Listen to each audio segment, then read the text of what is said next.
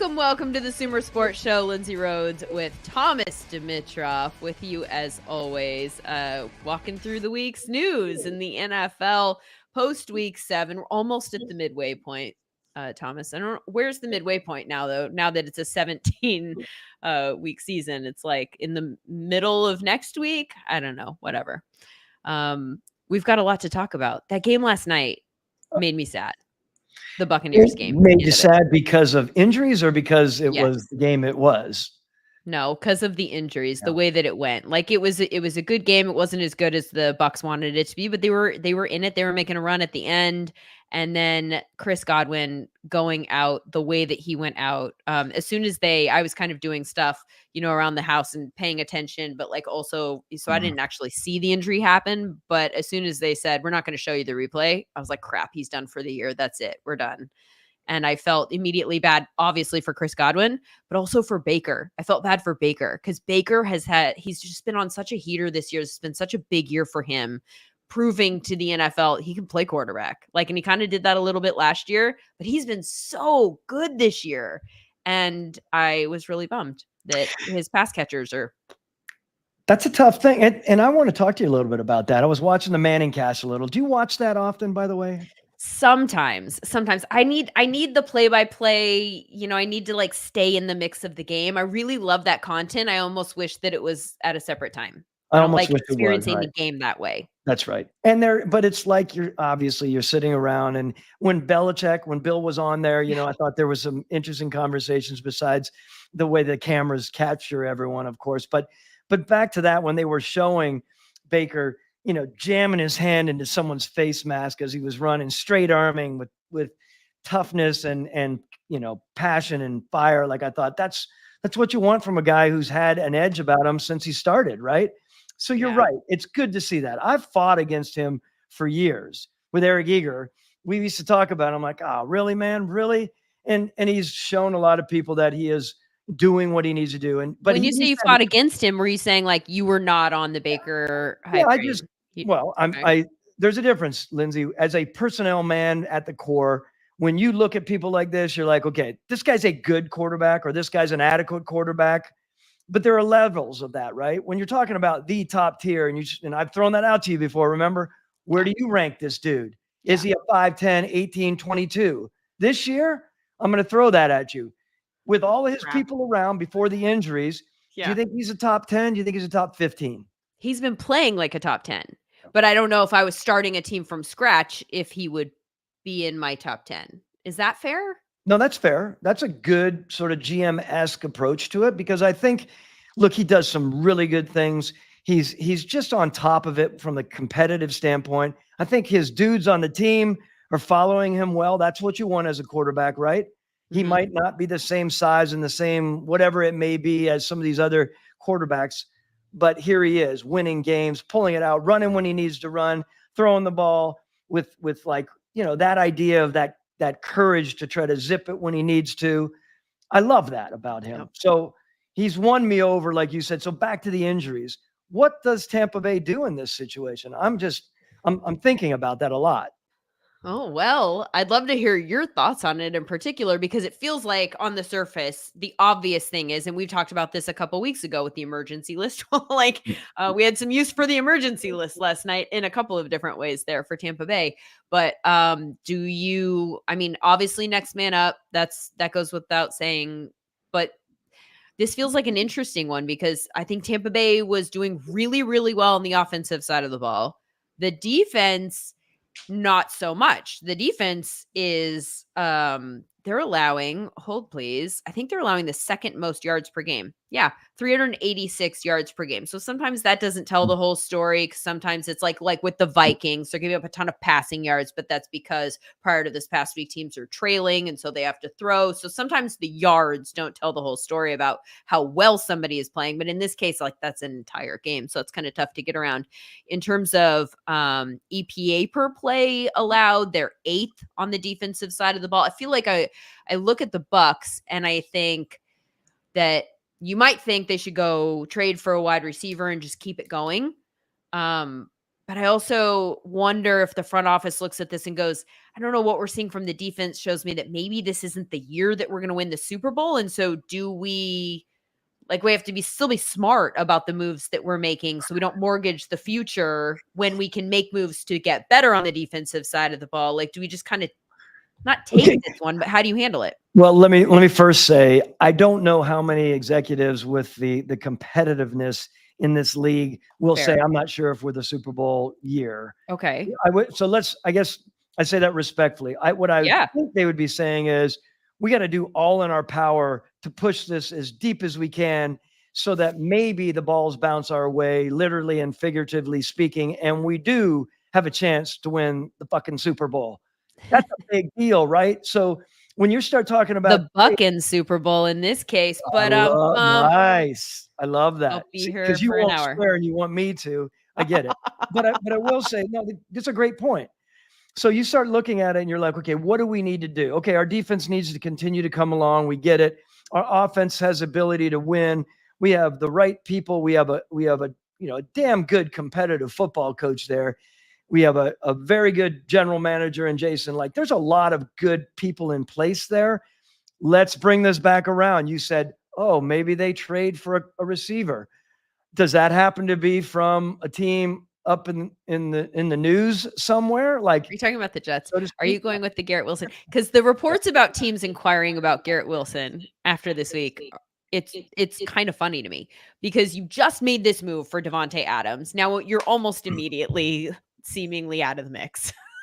And then Garrett Wilson has this, the ball bounces off of him. Maybe Aaron Rodgers' best throw of the night turns into an interception. Clearly not Aaron Rodgers' fault. But anyway, great play by Beanie by the Steelers.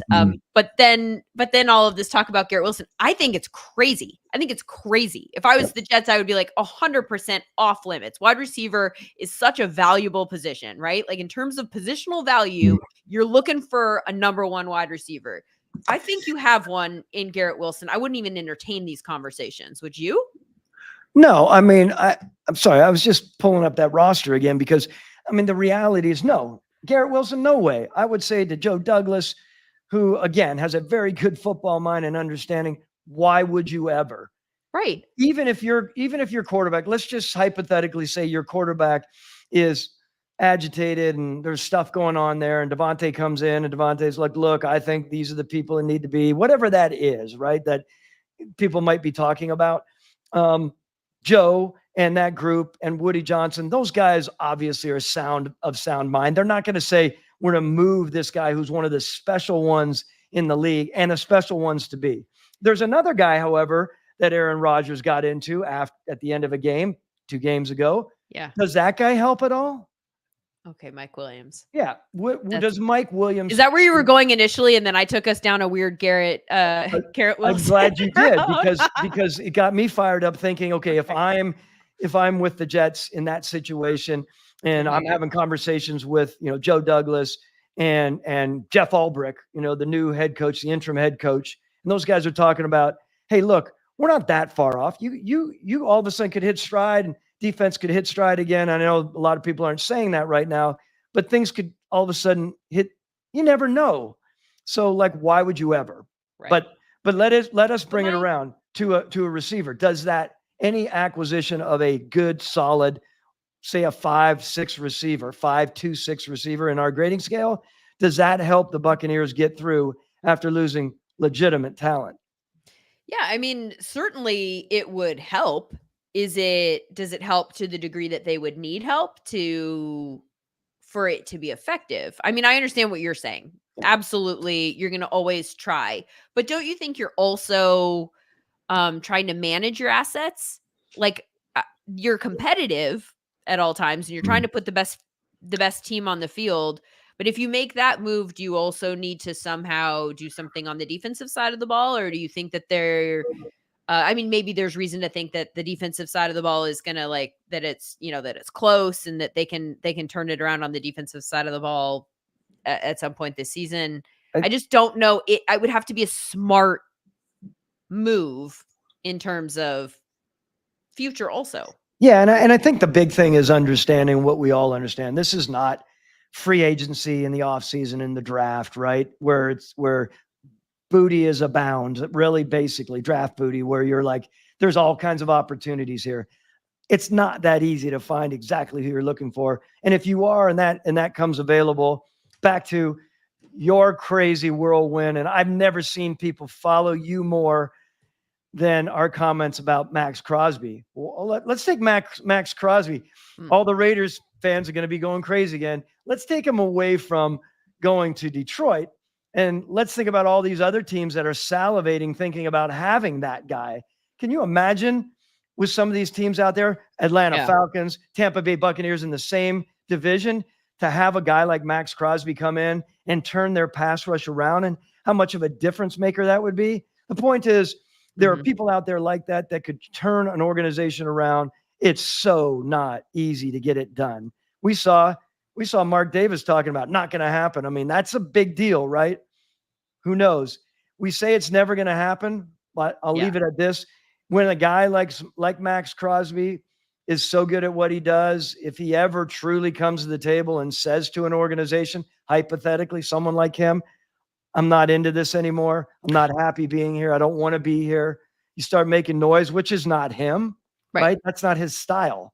Not that blatantly. I don't want to digress here. It's not that easy with trying to piecemeal a whole bunch of different pieces into your organization to make your run for the Super Bowl. Yeah. Mike Williams, I think, is an interesting name that's up for grabs for the Bucs, for anybody else that's looking for a wide receiver for the team that had him last year. We can get into that a little bit later on in the show, because the Chargers could use a wide receiver too after what we saw last night. That also made me sad. Talking about the Bucs and Chris Godwin's injury. How about poor Justin Herbert flinging it all over the yard, only for it to like bounce off of receivers' hands and or dropped on their way into the end zone. That guy had they didn't have a single touchdown yesterday. They were all field goals. They haven't had a touchdown, and they've gone 15 straight drives, the Chargers have, without a touchdown. It's been so maddening because it's been maddening for a number of different reasons, but I also know the way that like the national media kind of works. And I know that most of us weren't watching the Chargers Cardinals game because it was on at the exact same time as the clearly better game that was Ravens Bucks. And then it's on ESPN Plus. And so you got to go look for it.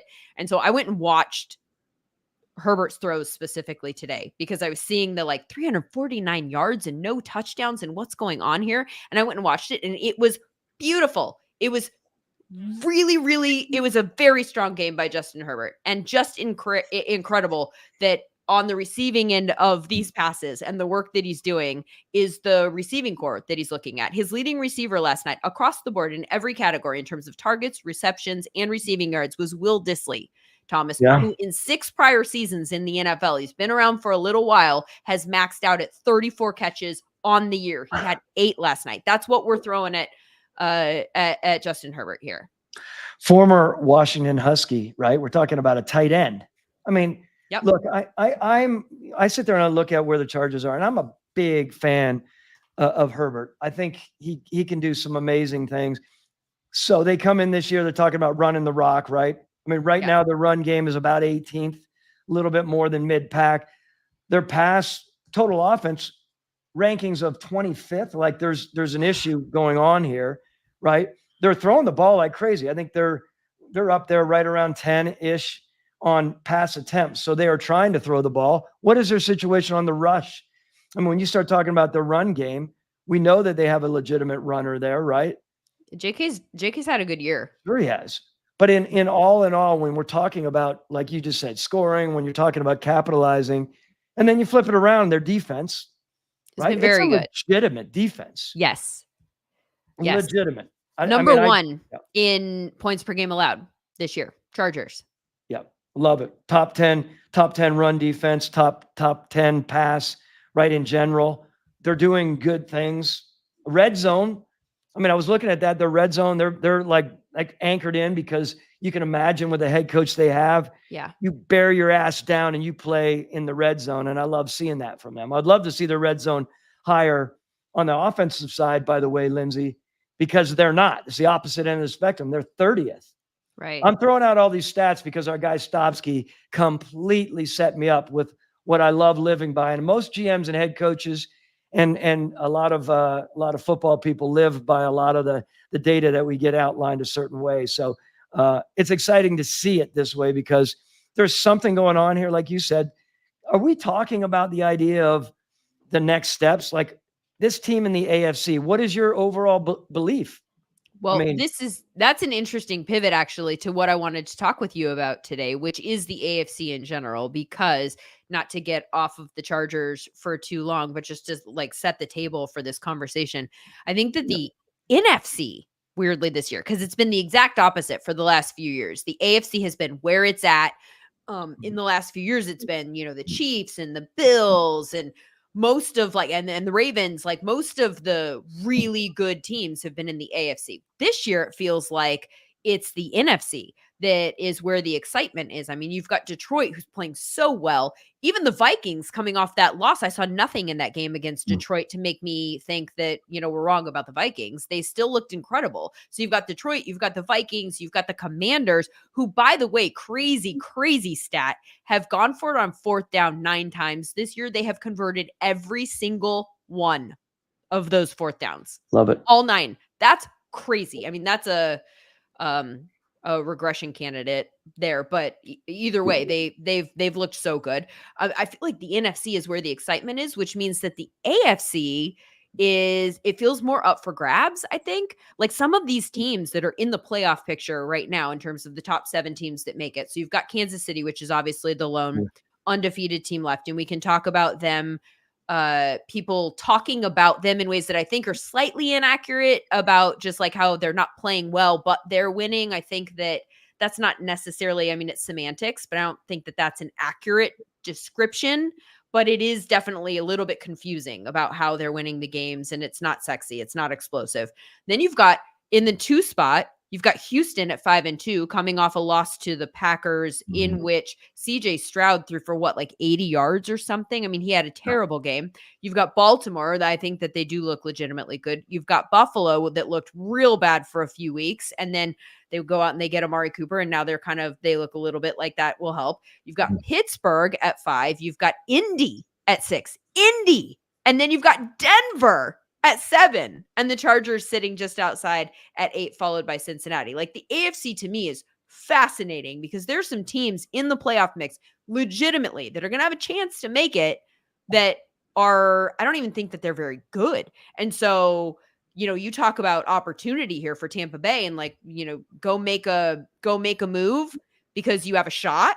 And then once you get to the playoffs, you just need like a few lucky bounces and maybe you can make a run. Like, I think that there are some teams in the AFC that we need to talk about, but the Chargers, since that's where we were, I think they're a fascinating one because of the fact that they're in the mix. And I wonder if the way that they're built, although it's so frustrating to a lot of us that you would put Justin Herbert in an offense that prioritizes the run, and does not prioritize him having any pass catchers, you could argue that come playoff time, having a strong run game and a strong defense, that might be exactly the dark horse sort of like equation, right? I guess where I say that, yes, it prioritizes a run. And we heard, Jim Harbaugh talking about it all off season. We know his mentality and we know the toughness of that. And they're still high in pass attempts. I mean, to be in top 10 in pass attempts in the league with a background of being a run-oriented offense is interesting for me because so they obviously know the talent they have. And Coach Harbaugh understands you're not getting a quarterback like that just any day, right? That's a big deal to have him on board to continue to grow with. So I don't know if you want to continue to talk a lot more about the Chargers and where they are. I guess the reality for me is, they're we have a new general manager there and Joe Ortiz, along with a head coach. They have things turned in a certain direction that I think is going to be good. And yet they're not capitalizing, to your point, right? Why are they dropping balls? Why are they not, why are they not coming through? Yeah. I've got an answer, and it has to do with the receiving core. If Josh Palmer is effectively your wide receiver 1, no offense to Josh Palmer, I think he's a good like wide receiver 3, but like now we're just reorging what a wide receiver room looks like. And now this kind of brings us back to the draft. And this is a conversation that, I'm hearing in Charger circles is like, we could have had Malik Neighbors and they chose Joe Alt. And I think at the time, like, well, Joe Alt's the best tackle in the draft. And so it feels like a smart move, especially if you are trying to build the offense that they clearly wanted to build. There's a separate Greg Roman conversation here, by the way, about whether or not this approach even works. But and that's a great point. I mean, Joe Alt, I love Joe Alt and I love Malik Neighbors. And I will say, yes, you get as a fan and even as an executive, like you get salivating thinking about someone like that being a difference maker. I'm talking about Malik Neighbors, if they coulda, shoulda, woulda, whatever. But you have to build with Joe Alt. You have to go after that. You have to build that O-line in that situation. It doesn't show immediately, but we all know how important that is as you continue to grow that and build that team. So I am for that. I would miss having him there. And like you said, and it is offensive to the first receiver that you're saying is a third receiver. It's okay. I know. Lindsay, you can be offensive. I can be offensive. Do you know him? No. Oh, I thought maybe you knew him and you felt bad and you had to say, no offense. Josh Palmer, 11.1%. Okay. What do you think of that? 11.1% what? Drop percentage. Oh, God. Okay. That's not. Nope. I didn't even know that. Now I'm even more mad. Yeah. And by the way, going back to the Joe Alt thing, so we chose this over that. Well, the line still, or I don't know how much pressure rate has to do with the quarterback versus the line. Clearly, there is an O-line component. I think there is a slight quarterback component too, but the Chargers offense has the third highest pressure rate allowed. So the O-line is not necessarily holding up in pass pro. The interior O-line in particular. So that's not necessarily an alt problem, but the interior O-line is struggling in that way. They're fine in terms of, the run blocking, but I don't know, man. I don't know. I don't know. I know it's complicated and we come back to, ultimately you have to capitalize in the red zone. If you're not doing that, there's a reason for that. And it's a little counterintuitive to think that a coach like Jim Harbaugh is not going to get his team to capitalize in the red zone. It's an easy way to say it, only because he's a tough ass and driven and all that he does. So we'll see how it plays out. So they are on the outside looking in right now, and it feels silly to even have this conversation. But again, the point of us having this conversation about the AFC teams is because some of the teams that are legitimately like in the playoff mix are teams that we don't necessarily think of or talk about as being good. Which I think is fascinating. Some of the other teams that are in that conversation, the fact that Indy's in 6th is wild to me, because Anthony Richardson, and we've talked about him a little bit. I am actually a huge fan of Anthony Richardson. I have said over and over again, I wish that he'd almost gone to a situation kind of like Jordan Love, where he got to just sit over here and develop for a little while, because he's just not ready.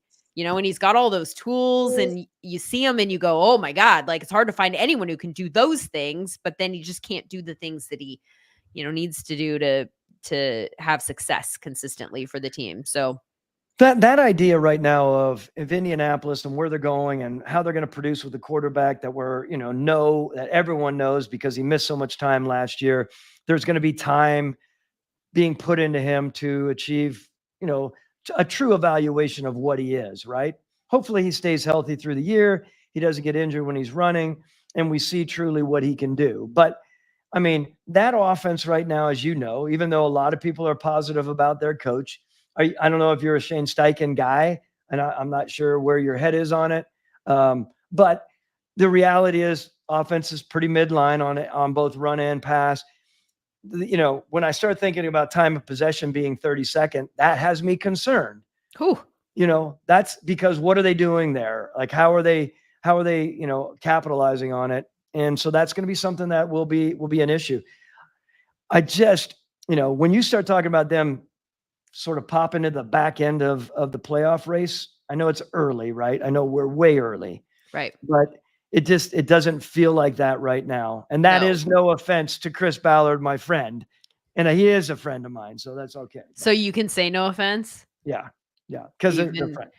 Even if now is this where I follow up with, but it is offensive, like you did with me. How about this one? Maybe. Anthony Richardson had a 60% pressure rate on Sunday.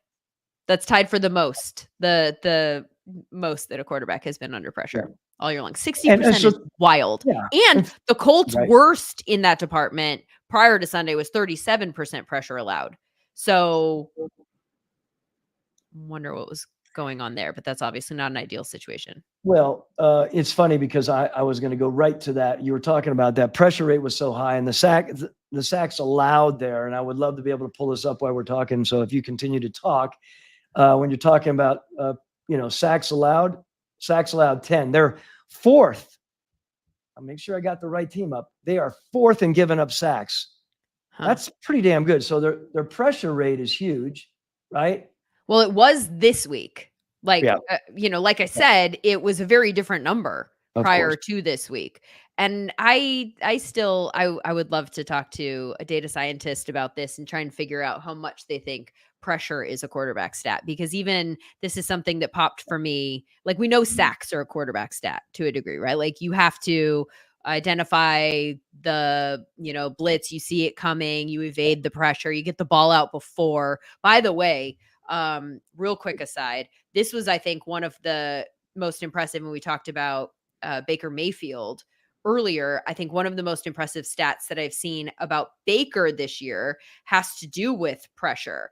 Tampa Bay's offense prior to last night had the 6th quickest time to pressure their offensive line, right? So the pressure was coming in 2.53 seconds, meaning like the defense is getting past them relatively quickly.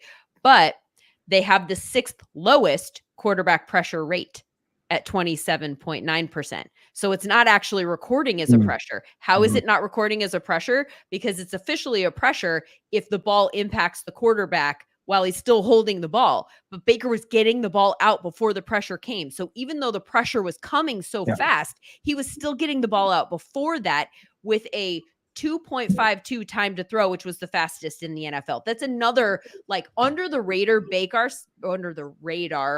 stat that I think tells another snapshot of the story about how well he was playing. This is the environment you're playing. You got to get the ball out fast. That's the fastest by a lot that he's gotten the ball out in his NFL career. So I think that that's a good read of the situation and ability to work within that situation. And now I forgot what even got me here and what we were talking about. But pressure. What got you there is a great diversion there. I think coming back to Indianapolis for a minute and Anthony Richardson, back to my hunch is it is on the quarterback because he is so far from being an established quarterback right now. He's got a long way to go. Athleticism considered, unbelievable, et cetera, et cetera. What is he doing? Is he making the right decisions? Yeah. Is he holding on the ball? Is he moving to a spot and getting agitated and unfocused? And all of a sudden there is pressure. There's a lot to talk about that way. Does he move to pressure? Like that's a thing too, where you're creating a bigger problem.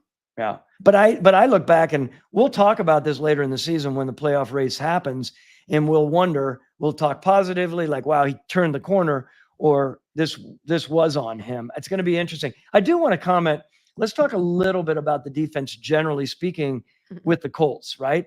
They're way down the line on the Colts side of things, right? I mean, what are they? They're the back end of the overall defenses out there, both run and pass. I mean, the run situation I know is dire there. They're trying to figure out how to defend the run. Yep. And so this whole thing with Indianapolis right now is, how are they pulling through? How will they continue to pull through as the season goes on with a defense that right now is in a tough spot? They're going to have to be relying on their offense to pull them through a lot, in my mind. That's where I am. I don't know your comments and what your thoughts are on the defensive side, if you even do. But when you're talking about a whole organization like that, both offense and defense, where it's midline and to the back end on the defense, that's a tough spot to pull out of. And yet they're pulling games out. Do you think they should stay with their backup quarterback running the show there? Yeah, that's a tough one, just because I think the fact that they're in the playoff mix is going to put them in a position to have to make a call like that otherwise you wouldn't make that call. Like the Colts we all know but the Colts are not a Super Bowl team this year. And I know that, like you pointed out earlier, nobody in a front office is going, this is not our year. We actually suck. Look at this record. How'd we get there? Nobody's doing that in the building. But I think they actually might, even more than the rest of us, have a pretty good understanding of where their quarterback is. And Joe Flacco, I think, gives them a better chance to win. So if they find themselves in that type of a situation down the stretch, I wouldn't be surprised if they didn't move to Joe Flacco, because there's no doubt that he gives them a better shot immediately. But you also have to be thinking about long-term health of your franchise. And Anthony Richardson, you got to find out. You got to give him and in order to find out, he just needs reps. He needs reps so that you can figure out if he can actually just start to improve and get a little bit better and a little bit better. But does that have to happen on the field? It's a great point. He needs reps, Lindsay, in the good and the bad times, right? We need to see him get his ass roughed around, literally and figuratively speaking, meaning, you need to see that. You need to see how he responds to the tough things, the tough times. He still seems, as you know, immature in it all, and he needs to continue to mature, and that will only come with reps. That said, kudos to Chris Ballard, the general manager there, for bringing in a guy like Joe Flacco, who a lot of people cash out on, and all of a sudden the cat's just pulling things out. Like, I just think that is a big time move. A lot of people are thinking, oh, come on. So Chris thought about it. We're still going to develop. We don't have the background after this past year's injury on Anthony Richardson. Let's make sure we have a bona fide backup. I'll raise my hand. There were times with Matt Ryan, I did not come to the table with, and luckily, I did not come to the table with a legitimate backup. No offense to some of the people that we did have. I have to say that. I say the guy that's going to win games in and out, right? And so, because you think you're fortunate when people don't get injured. So all I'm saying here is that that's a good move by Chris to keep him in the playoff mode. Absolutely. Keep the fan base excited. That's important. Absolutely, it is. And I talked to Anthony Richardson last week for the fantasy podcast that I do for Sports Illustrated, Fantasy Dirt. And we talked to him about, on the one hand, sliding, and how much that was something that he was thinking about, because his physicality is part of the reason that a Chris Ballard is putting a backup in place like that, right? Like, that's not necessarily something that you had to consider in the same way with Matt Ryan, because he's standing in the pocket and fluke injuries might happen. But Anthony Richardson is running to collisions. He is lowering his shoulder and he is creating collisions sometimes. And he did not seem particularly on board with changing his style in that regard. Like, I didn't get the feeling, asking him about sliding, that was something that he was really thinking about yet. And so we'll see if that changes over time. But we did talk to him about the rhythm of being on the field and then being off the field, and being able to kind of take a step back. And you don't want to. You never want to be injured. You always want to be on the field. You want to be in the mix. But I wondered if somebody in his position might actually benefit from hitting pause. Now you're in the quarterback room and you're watching someone else game plan, and you're watching tape without a deadline approaching. Like, you and I both know it's different when you're on the hamster wheel and you got a deadline and you got to get to it. And like, you don't process things in the same way. It's coming at you fast. Maybe this slows things down for him. And he did say that he changed the way that he watched tape over the couple of weeks that he was off the field, that he was being much more specific in what he was looking for. And I wonder if Joe Flacco's helping him in that department, or if it's just something that normally comes with development. You have more time and people can take you aside and go, what are you watching for here? Well, can I suggest that you look for this? Or maybe just being on the field for a couple of weeks, he's like, I didn't, you figure out what you need to look for, and now you have time to actually figure out a different routine. And so I wonder how much it didn't look like it benefited him immediately, but maybe, you start putting that in play for a few weeks, and maybe there is a payoff somewhere down the road. This is a fascinating case study of something that we all know, Lindsay, right? When you're talking about other positions besides quarterback who did, played in their final season of college, but didn't play that much, or whatever those stats are, right? When you're talking about a quarterback, and you're talking about success rates of a quarterback who did not put a ton of time in starting in their college programs, we've seen it. We saw it out in San Francisco. We were talking about it recently, right? It happens.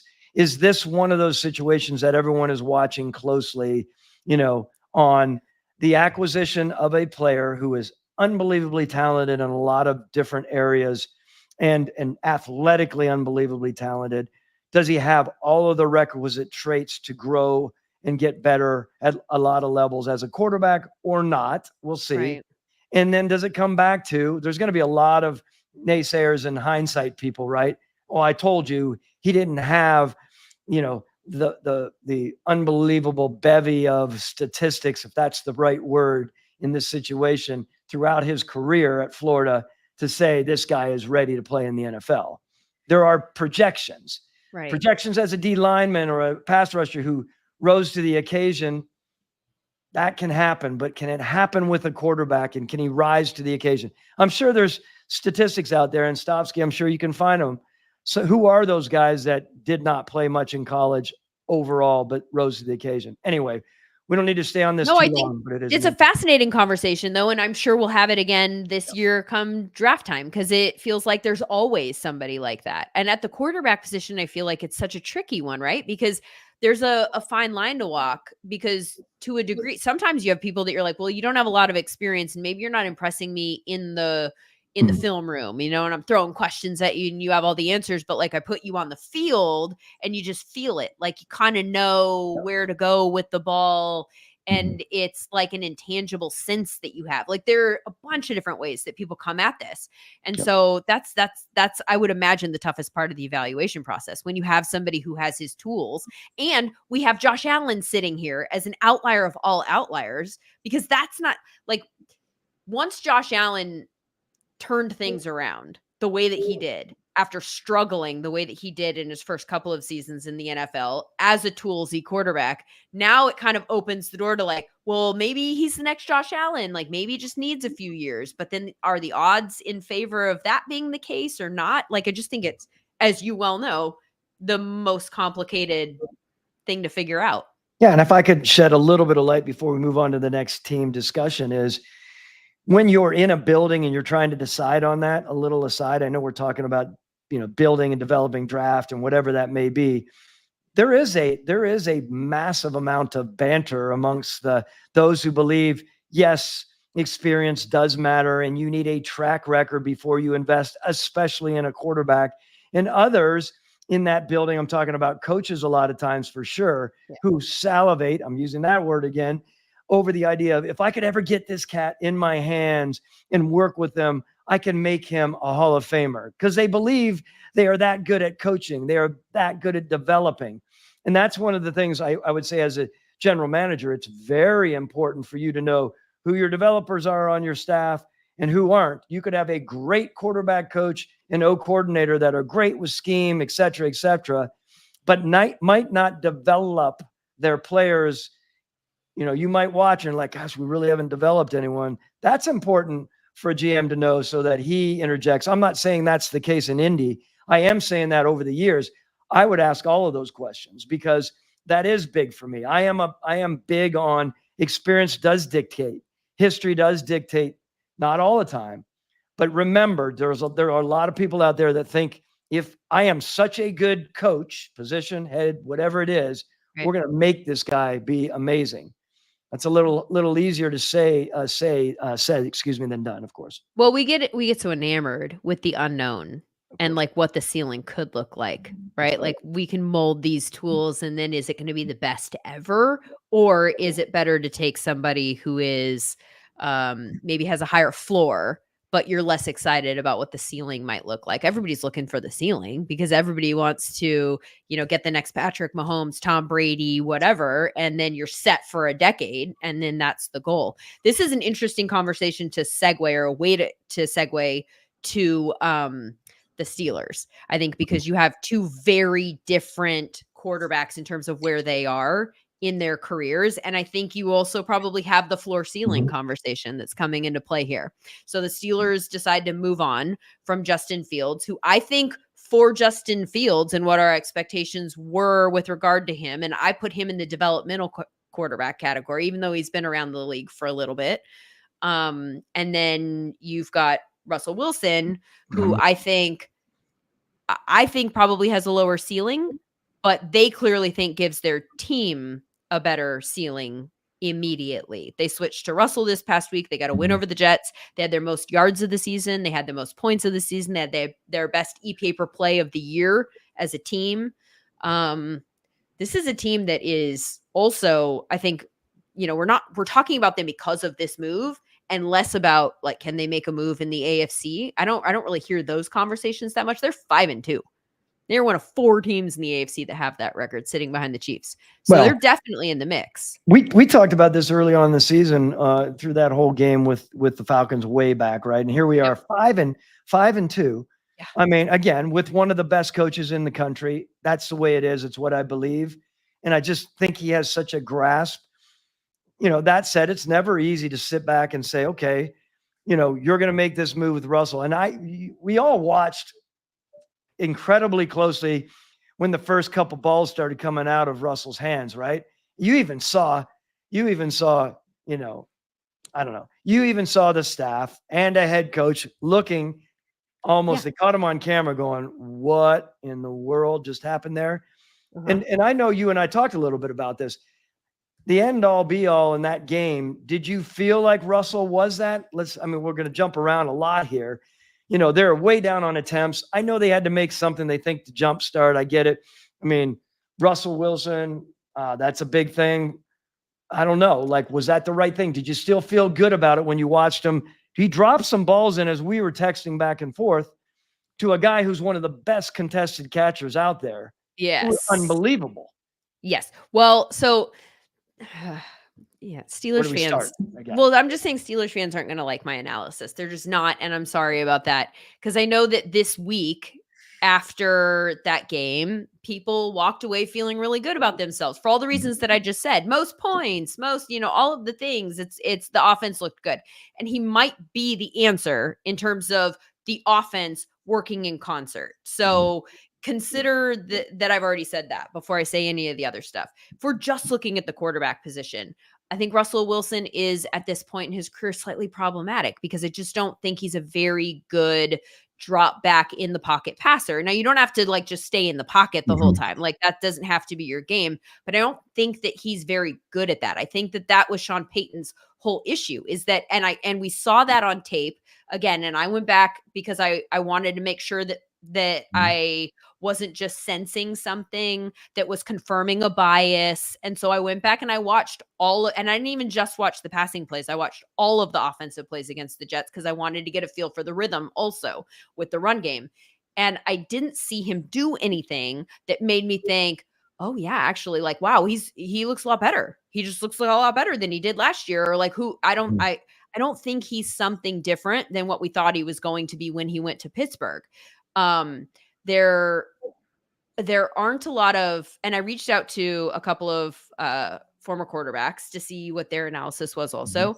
And they kind of said the same thing. They were like, it was fine, but it wasn't great. There's the deep ball, which you hear people saying, oh, he maybe opens up the deep ball game a little bit more than Justin Fields did. Well, did he, or did George Pickens? Because George Pickens on a couple of those deep balls, actually, what I saw looked like him adjusting to the ball. So it wasn't like, even in that game, and I didn't think Aaron Rodgers looked good at all, but there were a couple plays where you can see where he hits the wide receiver in stride, leads them where they want to go. It's like, it looks like a professional throw. You're like, that one was pretty. And I don't see anything like that from Russell Wilson. And I'm not trying to throw a bunch of rain on the parade or anything, but it felt like the one thing that he did do, and this might be good for them, but it's going to create a roller coaster coming up, is that he threw into tight windows 31% of the time. So he is giving George Pickens, who is a good contested catch wide receiver, a chance to make those contested catches. Now, though, that number will probably lead to a handful of games against a better defense, maybe. And I know the Jets defense normally is one we think of as being a good defense, but I don't think they played very well in this game against good defenses. That's going to lead to turnovers. And now we're going to suddenly narratively flip the switch and go, what's happening? He melted down. Well, I think he's going to be doing probably roughly the same thing that he did on Monday, just to different results. Because I didn't see anything that was like he led them anywhere. Tough decision by Mike Tomlin to make, right? I mean, a tough decision. And he made it He made it on his own, right? Did I not read that? He made a categorical statement that there was no discussion about this, right? That he thought it was the right thing to do. I personally started off thinking, oh, here we go again. It's what we saw in Denver, and I'm worried about it. He gets anxious and he starts tossing it into the dirt. Now he's not throwing an interception on some of those short underneath things. A couple times you're like, really? It was not that difficult to make that connection. That said, I thought he started hitting his groove, and he made some big plays again, thanks to Pickens, right? Coming down with some balls, even out of bounds. Pickens was bobbling balls, catching balls. I was kind of laughing at that. I'm like, this guy, this guy's got a presence that way. I get it. We can talk a lot about the offense, and we'll continue to talk about it. I mean, Freiermuth, by the way, do you know how to pronounce his name? Freiermuth. So I read something, by the way, just for our listeners, 10 seconds, that it's not exactly how you pronounce it. He has a different pronunciation, but because everyone does the Muth, that he can't change it. And it might be Muth or something like that. There's another way to pronounce it. Oh, no. Am I going to have to relearn his name? No, because he wants you to stay with it, is what I heard him say or saw that he said in an article. But anyhow, it's a little thing. The reality is, I mean, run game, right? They have a solid ass run game. Love Najee running the ball, runs it with alacrity, to use that word, and just gets after it. I love it. Love it. And to that point, the running backs did see far fewer stacked boxes with Russell on the field than they did with Justin Fields. So this might be, it was 5% as opposed to 20% with Justin Fields. So that could be a way in which Russell Wilson being on the field does lead to a better offensive picture. I love it. And the energy there, I start thinking about it, everything to do with it, not just the third quarter to fourth quarter twist when we get one of the best songs in the history of the world coming on. And good, right? Doesn't it get, did you guys listen to that out in USC back in the day? No Renegade. Renegade. In fact, Renegade's very new to me in the sense that that's the Steelers song. Cause but yeah, I love it. I love it. I think it represents, I mean, I know we don't even need to go into this, but watching this football team, I mean, it's just a kudos to that family and how they put it together, right? They're not for everyone. I get it. Some people like, some people don't. You flip over to the defensive side of the ball and you think about how they're playing. I mean, that is a badass defense. It always will. They have such history. Love that. I love it. Terrell Austin is doing a hell of a job there. I like how he puts things together. Of course, he's got Mike Tomlin with the backdrop there. So they are such a presence team. When you're talking about an AFC team, same kind of thing. You can't count out this team, right? I mean, what are they, 8th in defense total right now? Might move up and even being better. In what category? Because they're all over, right? So they're 2nd in points per game allowed. That's a pretty important stat. They're 6th best in EPA per play for the whole package. They're number 1 in EPA per rush allowed. So you don't want to run on this team. They're middle of the pack in EPA per pass, but pass is middle. But I mean, but the red zone, they're kicking ass in red zone. They're in the top 5 in red zone. So yes, it's, I'd love to see their pass defense a little bit better. And if they can continue to move that where they need to be. But again, I just think they're the kind of team that down the stretch is going to be really interesting to see how they play. And it's going to be contingent on the cat throwing the rock. And I can't wait to see how that plays out. Will it ever come back? Will Russell have his games where he, just loses it and they're going to bring in Fields again and he'll take it? Will they go back and forth? Will it be a committee situation? Yeah, it depends. One of the things that I was thinking during the game is about Russell Wilson. I think, and I'd love to hear your thoughts on this. I think coaching is kind of a psychological tightrope. And I think leadership is, period. But coaching in particular, because it's measured, the outcome. I think that you want to push and you can be tough, but I think that the best players or the best that you get out of people usually happens when they have somebody behind them going you can do it. I believe in you. I got your back. You're my guy. This is, and that feels like that's the Dan Campbell approach. Sure. That feels like it's the Kevin O'Connell approach in Minnesota. They feel very kind of modern and the right guys to be leading guys right now. And Dan Quinn. Okay. Yes. Right. So I think that kind of support system is important important. And yet, again, as I mentioned, there's a fine line. You still got to push and you got to tell somebody when it's not good enough, but you got to do it in a way that you can still go back to them and be like, I am your biggest fan. You can do this. And I wonder how this back and forth under the circumstances potentially makes it hard for Mike Tomlin to go back to Justin Fields. Justin Fields handled the demotion so well, by the way. You get so many props for the way he stood up and said, I wasn't playing well enough.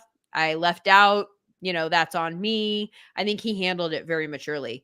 I wonder if when he goes back, if they ever have to turn back to him, then is he like, Mike Tomlin didn't doesn't like me. Like, he doesn't think I'm good enough. And so does he have to kind of mend that fence if he does in fact ever have to go back to him? Well, it goes back to when they brought the 2 quarterbacks in, right? And again, let's give the kudos to Omar Khan, the general manager. I mean, that's a pretty affordable, pair of quarterbacks when you're talking about it, right? Like, oh my gosh. So, I mean, my feeling is maybe the conversations that we don't know were, yes, there's competition here, but we're going to give the veteran the first go ahead on this, but then he got injured, so he wasn't able to, I'm sure Mike Tomlin wouldn't talk about this publicly, but you never know. What were those conversations? Were they, all right, we're a little bit stagnant here. We're going to give it a shot and see where this is. Oh, by the way, we also knew when we brought you in, Russell, we were going to give you every opportunity, but you weren't given an opportunity because of an injury. Let's see where you are with this. And so you never know how that played out. I mean, it's not an easy conversation, of course. Well, they've got the Jets this week on Monday Night Football. That's what we all get to watch in prime time next week. And our producer Stopsky, who's a huge Giants fan, will not appreciate my take that I think that maybe Russell will have another good week. Yeah, that's right. And if he doesn't, oh, holy hell, the narrative will flip. Wait, they have the Giants, you said, right? Yep. Okay. Yes, Giants, right. That's right. Yep. Right. Got Stopsky. Can I share with you, I think, a relatively crazy stat? Because I think we both very much like the Ravens in the AFC.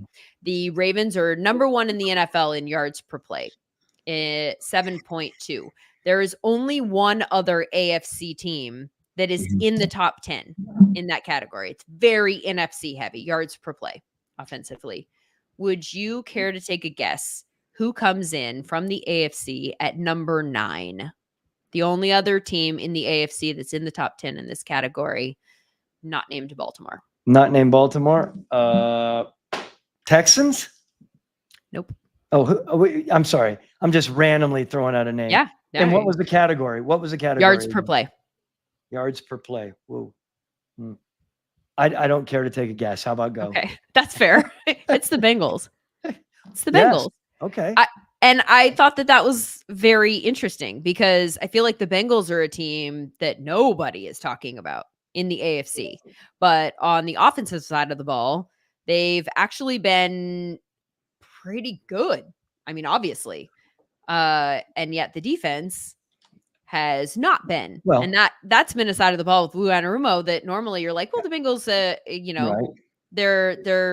right. They can handle it on that side of the Let's just talk about that though. Ben, it's fun to watch them. We know how much power they have with Burrow and their receivers. Like, they can kick some serious ass. And you look at it, all the passing numbers, right, across the board, really impressive. Top 10 in a lot of different categories, right? Run game, they're way down when you start talking about rushes. 27th in yards per game, attempts per game. That's not their world right now. Do you think they have a running back that can shift that up into another level so that it takes some of the pressure off of Burrow? Well, I mean, they've kind of been going back and forth there at the running back position. It feels like Chase Brown has emerged in the last few weeks and might be the direction that they're going in a little bit more in the future.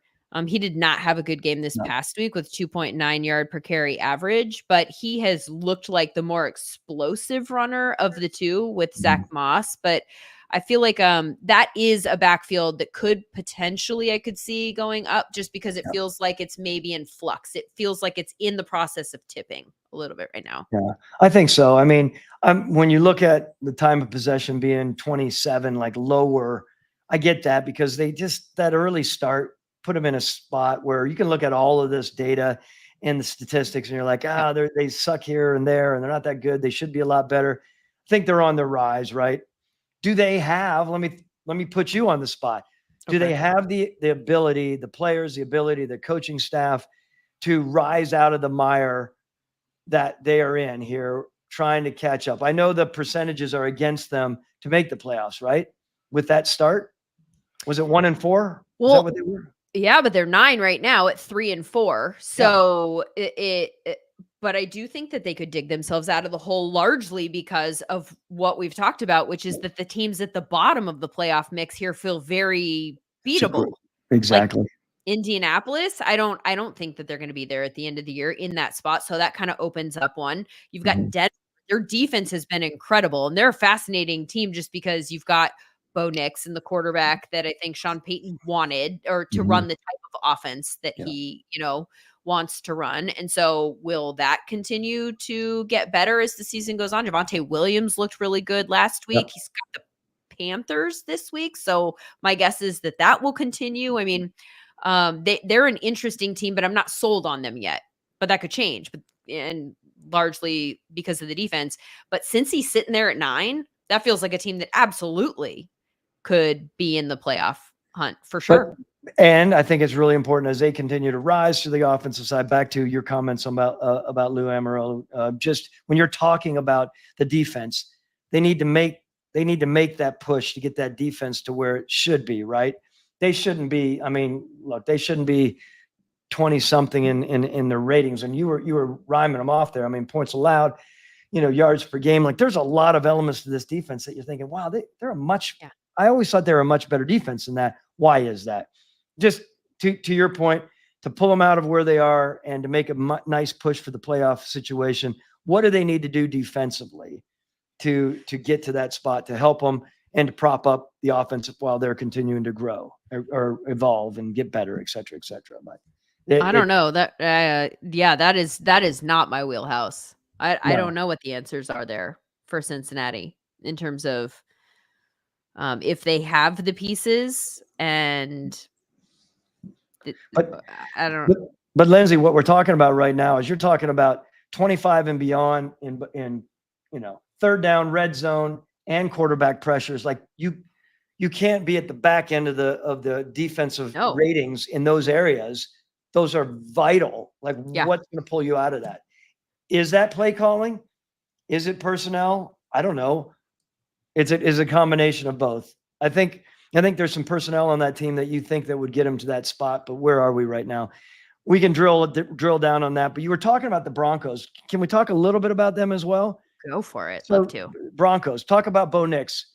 Let's just flip over there for a minute. I mean, struggles in certain areas, competitor, runs his ass off. He's a tough dude. He has been. We watched him last year coming out of college, and we're like, this dude, a little bit more mature, right? Was he 25 years coming in? You can look at while you're checking his data. I mean, it's just interesting to see where they are. And they have flip it around, right? They have a hell of a defense. So good. They have a hell of a defense. And what Vance Joseph is doing, I mean, kudos to him, by the way.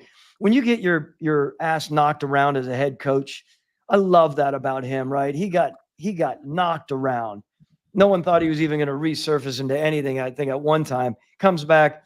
He's just a resilient guy. And he's coaching a defense like no tomorrow in my mind. I love seeing it. So anyway, let's talk Denver. Do you think their offense has the ability to pull through, given everything that we know about Sean Payton being one of the best out there?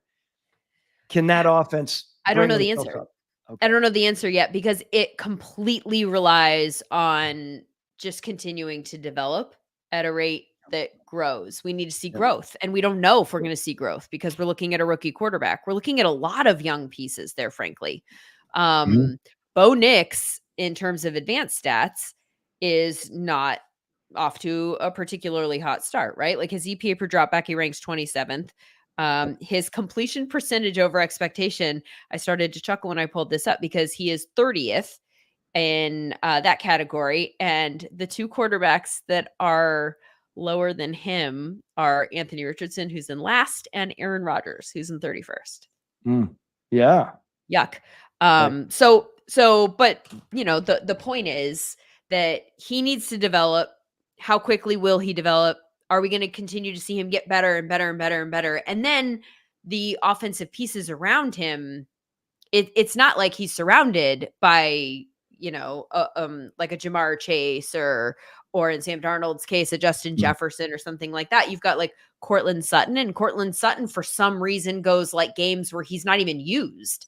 And I think he looks like he's the best wide receiver on the team, but even that best wide receiver on the team is kind of a relative. Because I think on most teams he'd probably be a 2.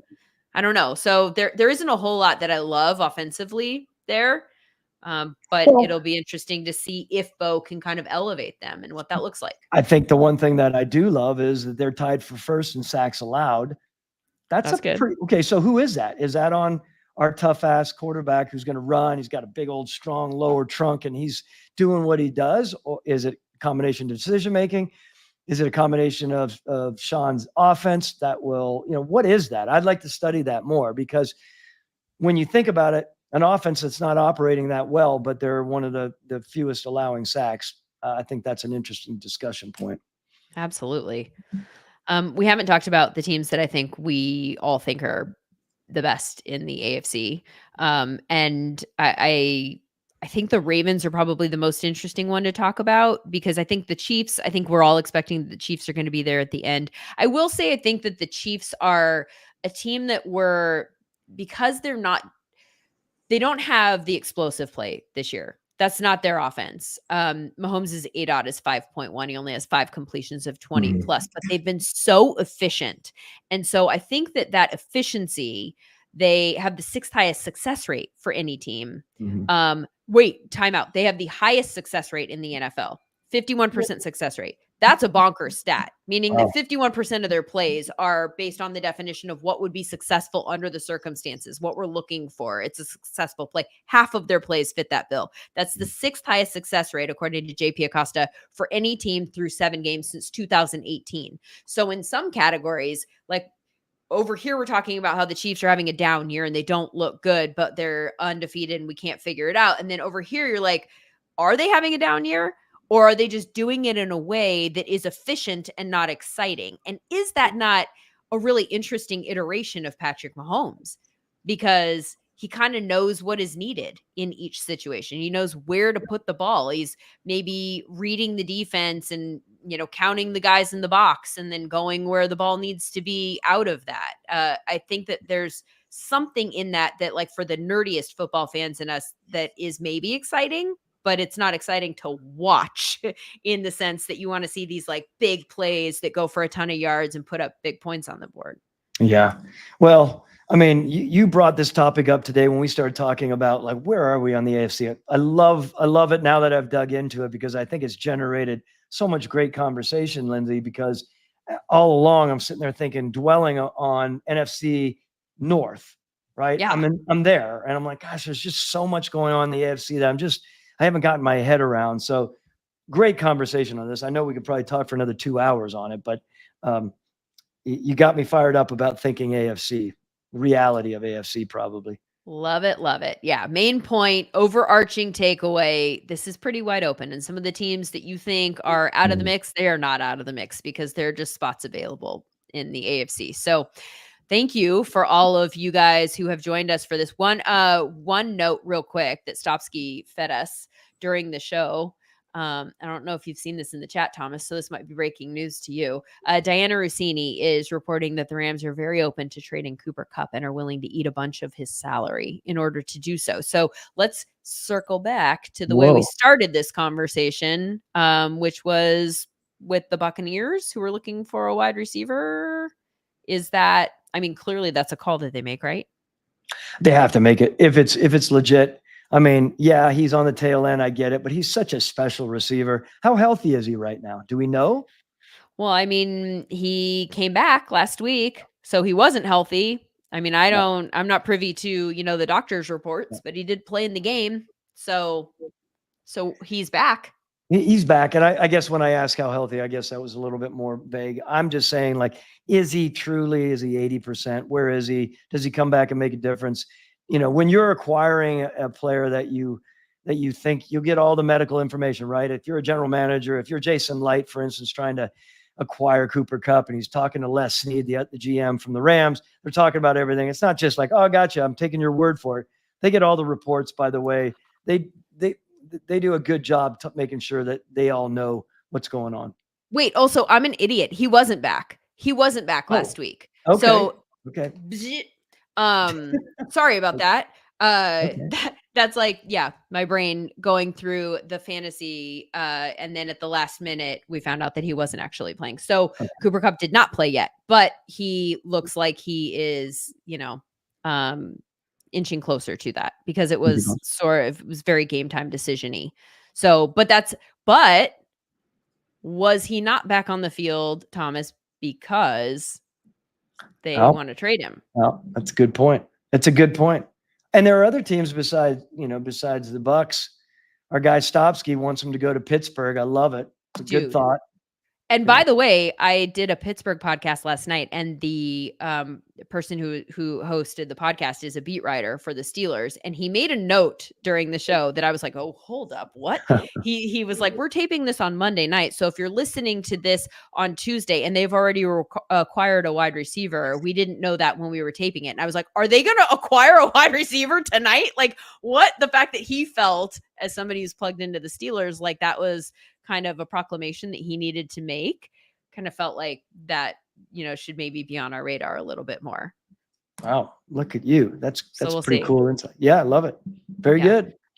All right. Yeah. Well, I, as somebody who's going to the Rams-Vikings game on Thursday, kind of hope that he is on the field.